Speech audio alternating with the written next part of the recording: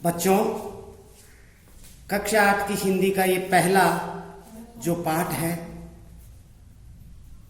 वही कविता। इसके कवि हैं सूर्यकांत त्रिपाठी निराला जी। कविता का शीर्षक है ध्वनि। इस कविता के अंदर कवि सूर्यकांत त्रिपाठी निराला जी कहना चाहते हैं कि जो युवा हैं उन्हें आलस्य का त्याग करके, आलस्य को छोड़ करके कर्म करने में लगना चाहिए। अभी इस जीवन का अंत नहीं आया है, अभी इसकी शुरुआत है, अभी इसका अंत नहीं होगा।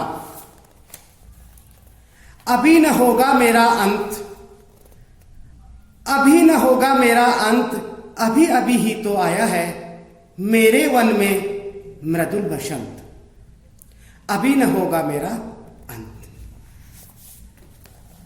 मृदुल का अर्थ होता है सॉफ्ट, कोमल। अंत से तात्पर्य है समाप्त हो जाना या खत्म हो जाना। बसंत जैसा कि आपको विदित है, वसंत एक ऋतु है।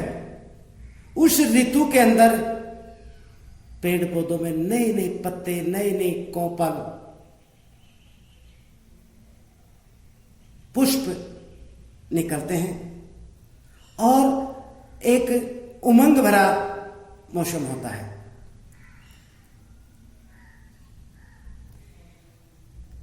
सूर्यकांत त्रिपाठी निराला जी कहना चाहते हैं,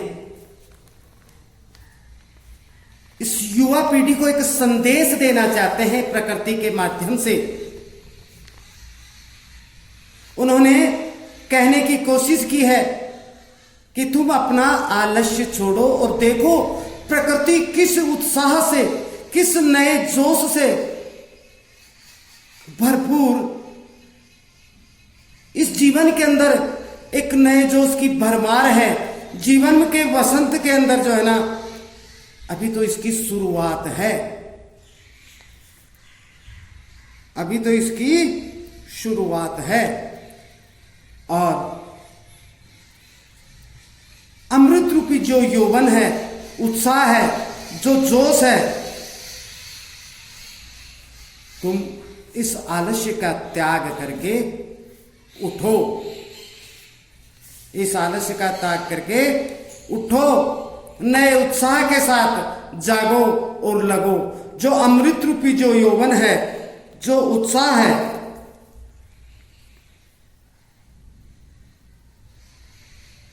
उठो जागो, अभी मेरा अंत नहीं आया है। अर्थात जीवन में अमृत रूपी जो फल है, यह भी इसकी शुरुआत है। क्योंकि आशावादी लोगों के जीवन के अंदर एक नई शुरुआत होती है। अमृत रूपी जो यौवन है, हमारे से उत्साह रूपी जो एनर्जी है, उसे चारों ओर फैला देनी चाहिए। अर्थात आशा ही जीवन है। इस आलस्य का त्याग करके कर्म के अंदर लग जाना चाहिए। प्रकृति भी हमें यही संदेश देती है।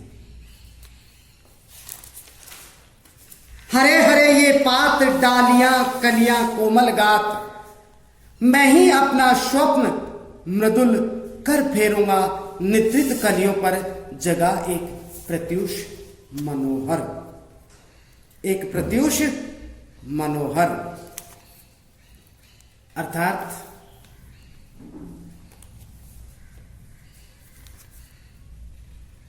तंद्रालश। हरे हरे ये जो हरे हरे पत्ते हैं, जो डालियां हैं, जो कलियां हैं, जो कोमल कोमल गात हैं,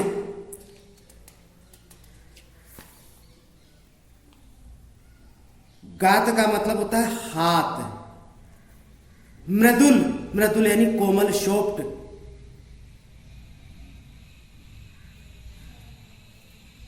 और कवि कह रहा है कि मैं जिनके जीवन में अंधेरा है, निराशा है, उनके जीवन में एक खूबसूरत सबरा लेकर के आऊंगा। कवि कहना चाहते हैं प्रकृति का वर्णन करते हुए, चारों ओर जो हरे बड़े पेड़ हैं, कलियां हैं, सूर्य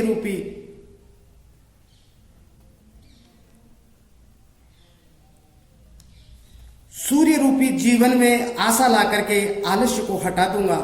कवि कहना चाहते हैं कि निराश्रित जीवन में एक अर्थात आशा से हारे हुए व्यक्तियों को एक नया संचार, एक हिम्मत नई मैं उनके जीवन में करूंगा। पुष्प पुष्प से, प्रत्येक फूल से, पुष्प मीन फूल, तंद्रालस्य, तंद्रालस्य का यानी नींद के अंदर अलसाया हुआ लालसा, अर्थात एक अभिलाषा, एक इच्छा, एक कुछ पाने की चाह। कवि कह रहा है कि मैं प्रत्येक युवा से, प्रत्येक बच्चे से उसका जो आलस्य है उसको मैं खींच करके दूर कर दूंगा और उसके जीवन के अंदर एक आशा रूपी अमृत मैं सहज सींच दूंगा और उनको एक नया पथ, एक नया रास्ता मैं दिखाऊंगा। क्यों? सूर्यकांत त्रिपाठी निराला जी कहना चाहते हैं कि ये जो जीवन है इसका अभी अंत नहीं है, अर्थात आपका, युवाओं का अभी अंत नहीं है, शुरुआत है। मैं आपको एक नई आशा की किरण दिखाऊंगा, एक नया पथ, एक नया रास्ता दिखाऊंगा, द्वार दिखा दूंगा फिर उनको, है मेरे वे जहां अनंत अभी न होगा मेरा अंत। अर्थात द्वार यानी दरवाजा, रास्ता, द्वार दिखा दूंगा फिर उनको दोबारा पुनः, जब तक वो आलस्य को त्याग करके और अपने कर्म के अंदर नहीं लगेंगे तब तक मैं उनको दोबारा रास्ता दिखाऊंगा, द्वार दिखा दूंगा फिर यानी दोबारा उनको, अर्थात युवा पीढ़ी को, बच्चों को, वे हैं मेरे वे जहां अनंत, मेरा और उनका संबंध अनंत। अनंत का अर्थ होता है जिसका कभी अंत नहीं हो, अभी न होगा मेरा अंत, अर्थात अभी मेरा अंत नहीं होगा। मेरा से तात्पर्य युवा पीढ़ी का।